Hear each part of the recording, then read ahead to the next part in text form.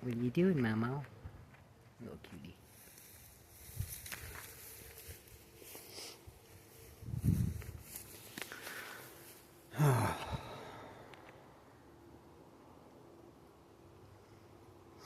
So, I got into hypnosis. Mostly because I thought it was fake. And I wanted to go and prove it was all bull. So I went to the public library, got a couple books on it, read online, got as much information as I could. Turns out hypnosis is pretty real, and yeah, here's one of my stories. So, I was hypnotizing this kid to quit smoking cigarettes,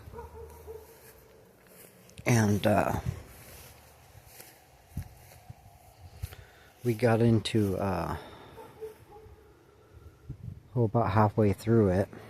I'm talking to the kid. He's, in a hypnotic state, and I see myself like pull out of myself backwards, upwards at an angle, kind of diagonally. And as I was leaving my body, I was in the middle of a sentence talking to this kid, hypnotizing him. And I could hear my body continue talking to this kid, even as I trailed off. And I was immediately shown another vision, and I saw this kid's father. And he was unmistakable. This guy's dad had 2 prosthetic arms, so his left and right arm were both hooks after the elbow. And so what I saw was him throwing his arms around. I didn't see any background, nothing else, just his dad throwing his arms around, crazy like.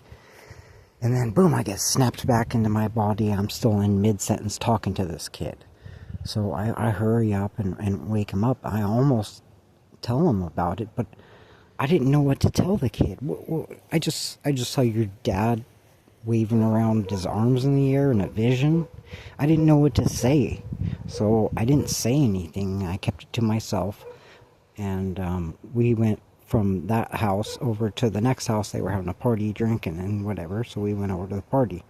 And 10 minutes later, he gets a phone call from his mom that his dad was drinking and driving on the way home from work and got pulled over, fled from the cops, and jumped out of his truck and tried getting away by swimming in a river.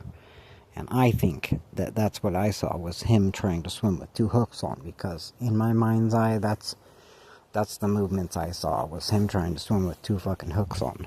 But who knows? I don't know. That's all I had to go on. But yeah, he ended up in jail. I never actually told anybody. I've told a couple people this story, but I never told that kid or his father or anybody. Just one of those things that happens. What do you do in that moment? What would you do in that moment if you saw what I saw? Would you say something? What would you say? You're gonna look crazy no matter what you do in that moment. So I did the only thing I could think of, which was nothing. I didn't say a word to anybody.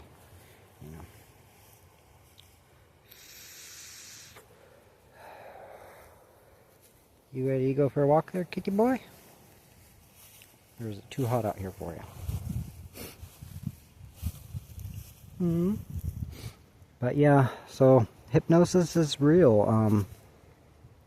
Another time, this is what kind of got me to stop doing hypnosis, was my friends were having a party. We were all drinking and smoking, and one of my good friends loved to get hypnotized. He just loved the feelings that it did for it.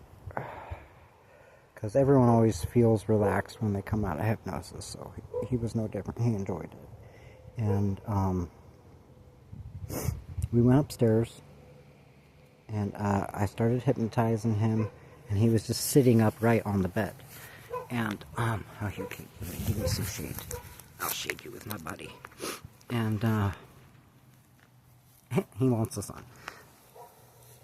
So, one of our friends, like, thought we were up there doing something dirty or something, you know, because we just snuck off upstairs in this party. And so he bursts in through the room thinking he's going to, like, catch us in something. And, I thought he scared, the person I was hypnotizing. I thought it woke him up, but it didn't. I asked him if he was even awake, and he said yes, but he was still responding to me under hypnosis. So me and my friend went downstairs because I thought he was awake. I thought the hypnosis had failed and he was awake because I asked him if he was awake. He said yes. We went downstairs and we were down there for like 20 minutes, and my buddy looks to me and he goes, where's Tonto right now? And I said, oh God, he's still upstairs. We went back up there and he was still sitting on the bed exactly where I left him in hypnosis. He was stuck. He could not move. I quickly woke him up out of hypnosis, and that was the very last time I hypnotized him. That was the experience that threw him over, because he was stuck. He describes the experience as being able to see and hear, but he couldn't speak and he couldn't move. He was frozen. For 20 minutes he sat there on the edge of the bed, just sitting upright, waiting for me to tell him what to do. Like, that is some dangerous stuff. So yeah, I don't dabble with hypnosis anymore. I set out to prove it was fake, and yeah, now it's pretty real. Yeah, don't explore that avenue, I will tell you right now. It is a wild goose hunt you do not want to chase. But, yeah, I have about 3 more stories very similar to this, and maybe not necessarily about hypnosis, but the last story I'm going to share is going to be the absolutely most wildest one that ever happened to me. It proves that there's something more to this world and afterlife, or yeah, a spiritual presence. Stay tuned for that one, coming out in a couple days. I gotta gather my thoughts on that one. I don't want to start a story and mess it up because I'm trying to remember from 20 years ago. But that's what I do anyway. That's why I stutter when I talk. I got brain damage, and you'll find out why. That's in one of the stories coming up.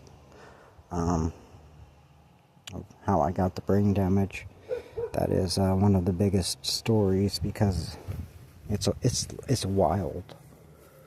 You know, I went to prison and saved somebody's life in prison and got released 14 days time served after barrel rolling my car drunk after clipping a vehicle head on. I mean, just an absolutely wild story, and this is all documented. I mean, I went to jail and then got released for free. I mean, and I'll explain why. It was just absolutely crazy.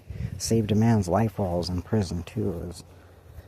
That's where I met God. So it is a wild story. You gotta stay tuned for that one. Love you all. Good night. Goodbye.